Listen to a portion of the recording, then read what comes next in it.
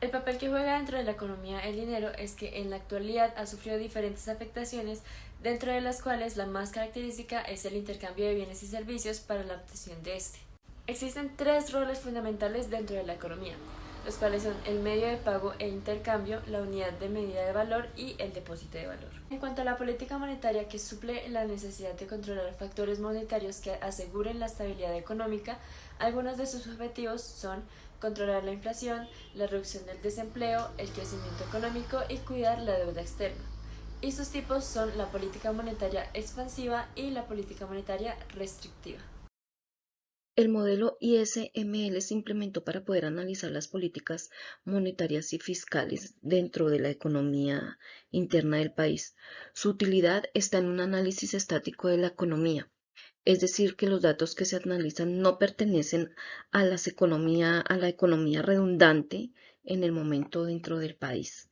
Si el BIP no crece, se ve un aumento en el desempleo y el movimiento de la economía se estancaría, pues las familias menos favorecidas no tienen ingresos para poder suplir sus necesidades.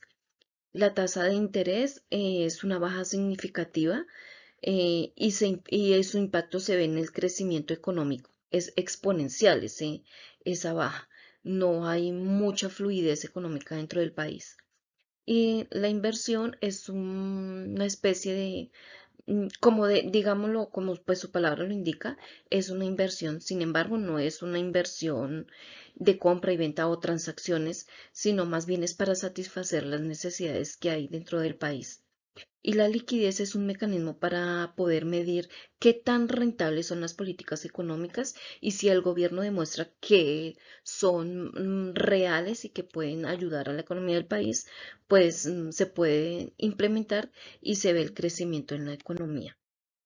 En el primer ejemplo se puede observar que la curva se desplaza a la derecha y la curva ML representa las combinaciones del tipo de interés a nivel de renta que mantienen el equilibrio. En el segundo ejemplo se puede determinar que A, que es el punto de equilibrio entre pues, el dinero y, y la curva ML, la oferta del dinero en términos reales a la demanda de dinero en función de la tasa de interés a nivel de renta, la pendiente es positiva.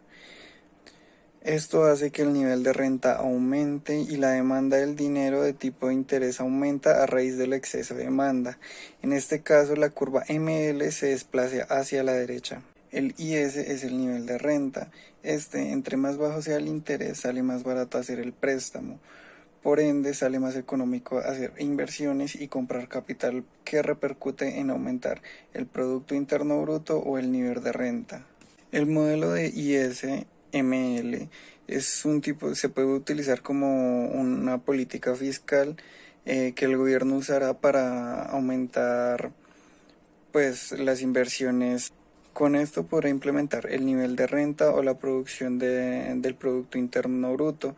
Esto lo puede hacer aumentando los gastos públicos o disminuyendo los impuestos. Con el fin de sostener la economía de un país, existen diferentes mecanismos o caminos que pueden adoptar las entidades del Estado y sus dirigentes. Una de ellas es la reforma tributaria, con la que se pueden establecer nuevas dinámicas económicas. En lo que varían principalmente estas reformas es en la manera en que funcionarán los impuestos, tanto para las empresas como para personas naturales, por lo que siempre genera dudas en la sociedad. Una reforma tributaria es el cambio del régimen de impuestos. Generalmente se hace para subir el recaudo de impuestos aumentando tarifas. Existen muchos factores que pueden influir en la implementación de una reforma tributaria. Por ejemplo, en el gobierno de Iván Duque, que fue por el golpe de la economía por la pandemia. Pero para lo que sirven generalmente es para financiar los gastos del gobierno. En el caso de la reforma propuesta por el presidente Gustavo Petro, que busca recaudar 20 billones de pesos en el primer año para solucionar el déficit fiscal del país y financiar muchos de los proyectos que espera implementar durante su gobierno. De acuerdo a la reforma tributaria, uno de los puntos establece que las personas con ingreso a 10 millones de pesos tendrán que contribuir un poquito más al impuesto a la renta. Este poquito oscilará entre el 0 y el 20%. Todas las personas que no residen dentro del país, pero que tienen nexos con con Colombia a nivel económico, tienen que pagar un impuesto del 20%. Otro punto de la reforma tributaria es el impuesto a la renta de las personas naturales, que será del 35%. Y relacionado a las zonas francas, se mantendrá el 20% para aportar a las arcas del gobierno. También quienes exportan deben pagar un 35% de aranceles, y también las sociedades nacionales que tengan rublos en otros países deben aportar el 10%, y las sociedades extranjeras que tengan sedes aquí en Colombia deben aportar el 20%. En la presente reforma tributaria, también se aprobó que en la venta de casas o apartamentos cuyo valor supere los 190 millones de pesos, tendrán que pagar una contribución entre el 0,5% y el 1,5%. Y los que cuestan más de 3.000 millones de pesos deben pagar el 1,5%. La reforma también establece que el régimen para los colombianos que puedan legalizar sus actividades, se creó también el impuesto ambiental. Mm, para el carbón se plantea que deben pagar 52.215 por tonelada. El ACPM se debe pagar 191 pesos por galón. Los aceites debe pagar 138 pesos por galón. Las gasolinas para los jet y los grandes aviones deben pagar 202 pesos por galón. El querosene debe pagar 197 pesos por galón, y la gasolina 169 pesos. El gas y el petróleo deben pagar 134 pesos por galón.